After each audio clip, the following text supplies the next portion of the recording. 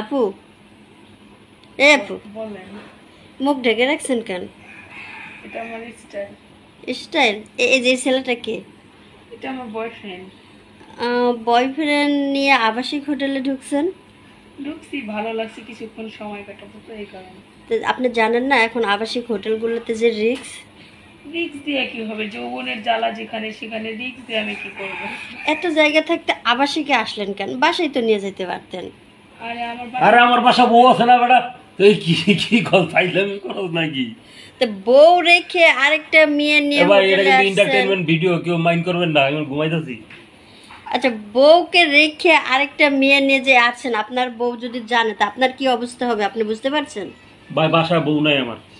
একটু আগে বললেন যে আপনার বউ আছে। এটা আমার শালি। বড় ছাগল। এটা আমার শালি। শালি শালি? এটা কয় নাম্বার শালি? এটা 1 নাম্বার শালি। এই আপু, আপনি যে এই যে আবাসিক হোটেলে আসছেন আপনার পরিবার কি জানে? না, ওনারা জানবে কেন? ওনারা জানলে কি আমি এখানে আসতাম? তাই আপনার তো দেখতে শুনতে মাশাআল্লাহ অনেক সুন্দর, তাহলে আপনি আবাসিকে কেন আসলেন সেটা বলেন তো। আপনি কি এখানে কোনো ব্যবসা করেন? এটা কি বলেন? এখানে আসছি বয়ফ্রেন্ড নিয়ে একটু সময় কাটানোর জন্য। সি আপু, এটা ঠিক না। সময় কাটাবেন ঠিক আছে, বিয়ে করেন, বিয়ে করার পরে সময় কাটান। সামনের মাসে বিয়ে হবো। সামনের মাসে বিয়ে, আর কটা দিন ধৈর্য ধরতে পারলেন না? আরে ভাই অর্ধেক করাইছি, আর অর্ধেক বাকি আছে। তো এই যে এখন যে আপনারা বিয়ের আগে যে সবকিছু করে ফেলছেন। না কিছু করি না, শুধু মাথা টিপতেছে। শুধু মাথা টিপতেছে, তা দেখে বোঝাই যাচ্ছে যে আপনারা কত কি করে ফেলছেন। আচ্ছা আপু, ওই ছেলেটা যে আপনাকে এখানে নিয়ে আসছে, ও যদি পরে আপনাকে বিয়ে না করে তখন আপনি কি করবেন? তখন কি করে, আমার ঘরে করবো? বিয়ে করবো না কেন? আজব তো। না, অনেকে আছে না যে বয়ফ্রেন্ড এরকম মানে সম্পর্ক করে হোটেলে নিয়ে যায়, সবকিছু শেষ করার পরে তখন দেখা যাচ্ছে যে বিয়ে করে না, তখন আপনার কি অবস্থা হবে আপনি একবার বুঝতে পারছেন? আপনার ফ্যামিলি তখন মুখ দেখাইতে পারবে আরে ভাই, সমাজে? যে আমি কই যে ছেলেকে জামাই নাই, এই ছেলেটা আমার কাছে আয়া পড়বা, আমার টাকা পয়সার অভাব নাই, সবার একটা করে ফ্ল্যাট দিয়ে দেবো। তার মানে আপনি টাকার বিনিময়ে এইসব মেয়েদেরকে ইউজ করেন? ইউজ করি কুঙ্কির লেগে, তাদেরকে আমি আশ্রয় কেন্দ্র, আমার আশ্রয় কেন্দ্র রাখি আমি। ও মাই গড, আপনি তো মনে হয় অনেক টাকা পয়সা আছে যে টাকার বিনিময়ে মেয়েদেরকে ব্যবহার করতেছেন। না না, ব্যবহার করি না, আপনি শুধু যে মাথা কাজটা টিপি। করতেছেন এটা কি ঠিক করতেছেন? আমি শুধু টিপাই। বুঝতে পারছি আপনার টিপানোর অভ্যাস।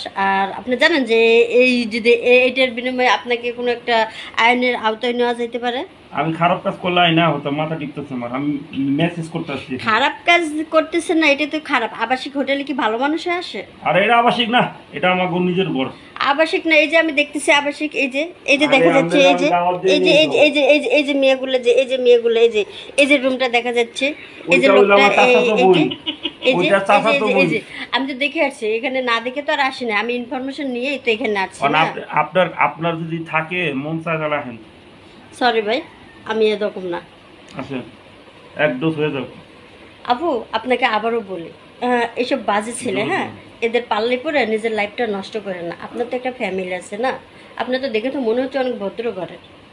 আপনাকে এত জ্ঞান দিতে হবে না, কারণ আমি এর সাথে সম্পর্ক করে আমার ভালো লাগে, তাই আমি এখানে আসছি। ভালোবাসা? জি। দেখবেন আপনার ভালোবাসা কোথায় গিয়ে দাঁড়ায় এই রুম থেকে বের হওয়ার আরে পরে। ভাই তাল আছে, তাল খাওয়াই দিন তাহলে।